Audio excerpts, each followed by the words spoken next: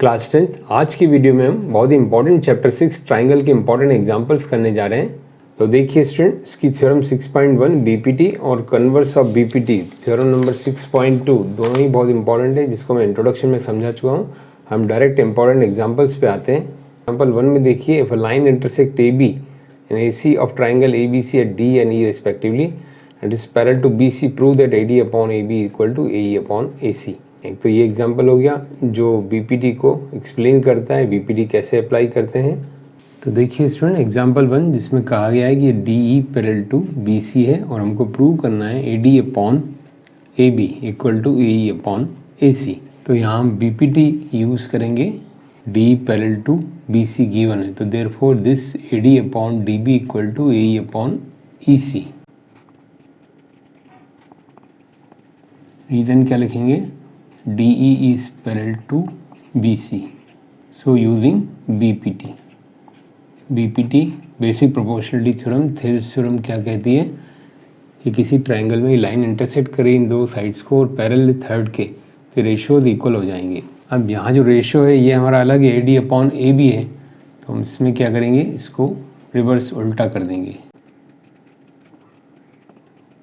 क्योंकि दोनों तरफ कोई भी चेंज हम कर सकते हैं, इसको डिनोमिनेटर न्यूमरेटर में उल्टा पलटा कर दिया। अभी भी हमारा नहीं आ रहा है तो इसमें हम +1 करेंगे, दोनों तरफ एडिंग 1। अब देखिए एलसीएम एडी आएगा, हम ऐड करेंगे DB plus AD, DB plus AD ये हो जाएगा AB अपॉन डिनोमिनेटर में AD, EC plus AE, EC plus AE हो जाएगा AC अपॉन AE। तो अभी भी रेशियो हमारा AD अपॉन AB और AE अपॉन AC है, तो उसको हम उल्टा कर देंगे। ये रिक्वायर्ड हमारा क्या है, AD अपॉन AB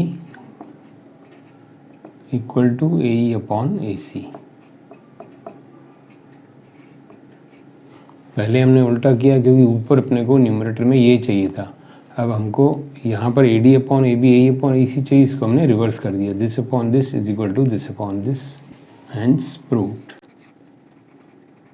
तो देखिए स्टूडेंट, एग्जाम्पल तो बहुत इजी है, बट यहाँ आपने क्या लर्न किया कि अगर पैरेलल लाइंस हो, गिवन हो, तो हम BPT यूज़ करेंगे। CD ट्रेपेजियम में AB parallel to DC, E and F are points on non-parallel side AB, AD and BC such that EF is parallel to AB. Show that AE upon ED equal to BF upon FC। इसको भी board पर हम समझते हैं। Example 2 page number 83, इसमें मैंने short लिख कर रखा है, गिवन है ABCD trapezium AB parallel to DC and EF parallel to AB। EF जो इसके पैरेलल है, तो हमें प्रूव करना है this upon this is equal to this upon this, ये रेशियो प्रूव करना है। अब यहाँ पर हमें कंस्ट्रक्शन की ज़रूरत होगी। यहाँ हमने ज्वाइन कर लिया AC को। अब AC को ज्वाइन करने से देखिए क्या हुआ, ये एक ट्रायंगल मिल गया हमको, इसको हम मान लेते हैं ये G पे इंटरसेक्ट कर रहा है। अब ध्यान दीजिए स्टूडेंट, ये ट्रायंगल में हमें BPT यूज़ करना होगा, बट अभी हमारे पास ये दोनों पैरेलल, ये पैरेलल है, तो इन दोनों से कंक्लूजन क्या निकल सकता है, EF पैरेलल टू DC। तो हम यहाँ मेंशन करेंगे इसको, since AB parallel to DC and EF parallel to AB,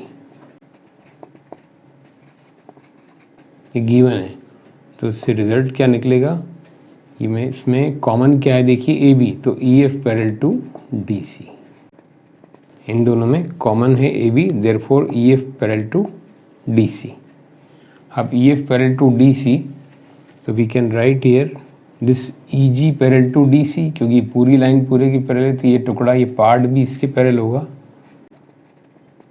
therefore in triangle ADC this AE upon ED equal to AG upon GC।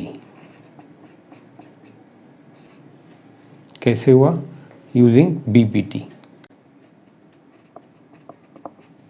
Now in triangle CAB we can say AG upon GC equal to BF upon FC। ये line parallel है, तो ये GF part भी इसके parallel होगा AB के, तो we can say this AG upon GC equal to BF upon FC। Triangle में ज़रूरी नहीं है कि हम इस तरह से ही रेशियो बिठाएं, this upon this, we can say the reverse also, this upon this also, this upon this, using the same BPT. अब इन दोनों को आप कंपेयर कीजिए, रेशियो 1 एंड दिस रेशियो 2। देखिए यहाँ पर A G upon G C common है, therefore A upon E D equal to B F upon F सी।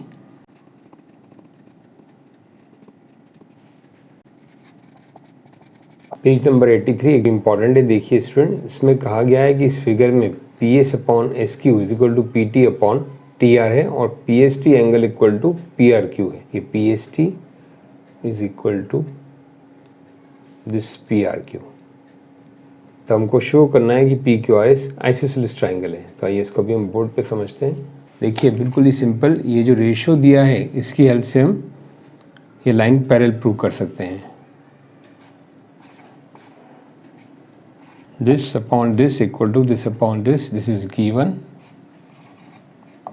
अभी रेशियोज इक्वल हैं, देयरफॉर ये लाइंस क्या हो जाएंगी, parallel. S T is parallel to Q R. क्यों होंगे स्टूडेंट, देखिए कन्वर्स ऑफ बीपीटी। बीपीटी क्या था, जो पिछले एग्जांपल्स में देखा था, लाइंस पैरेलल हैं तो रेशियो इक्वल है। अब रेशियो इक्वल है तो लाइंस पैरेलल है, तो reason is converse of BPT. Lines अगर पैरेलल हो गई तो देयरफॉर ये एंगल इस एंगल के इक्वल हम कह सकते हैं, करस्पॉन्डिंग एंगल। तो उसको हम इन शॉर्ट 1 और इसको हम 2 दे देते हैं, इसको 3। तो angle 1 equal to angle 2 because corresponding angles. But 1 equal to 3, this is given। PST, PRT जिसको हमने 1 and 3 नाम दे दिया है, ये गिवन है।